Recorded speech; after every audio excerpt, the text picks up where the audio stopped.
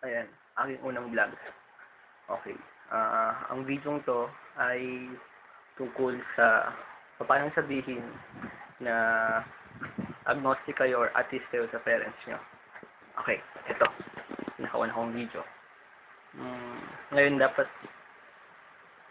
una natin malaman kung ang ating mga magulang ba ay parang hardcore ba na Christian or parang open-minded na kung saan bihira lang pupunta sa simbahan. Okay, unahin natin.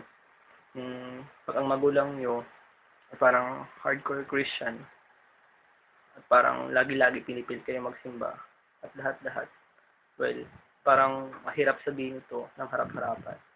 So, better na pumunta lang kayo sa simbahan.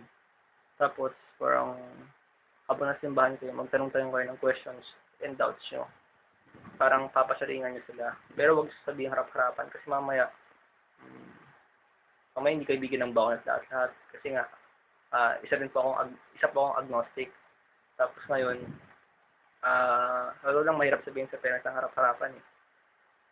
Ako, bibigyan na lang ako ng parang mga clues para sabihin na parang agnostic ako, nag-question ako. Pero parang hindi ka na gumagana sa akin eh. Tapos ngayon, kapag ang parents ko naman, ay open-minded sa mga bagay-bagay, tapos medyo bihira lang pumunta sa church at hindi closed-minded, well, medyo mas okay sabihin ng harap-harapan, swerte nyo nga eh. Ayun lang po. Ito po muna sa video ko. Mag-leave na lang po kayo ng comments, ayun, para sa mga agnostic o kaya atheist na mga Pilipino, mag-response na lang kayo. Muna lang kayo ng response sa aking account. Okay, salamat!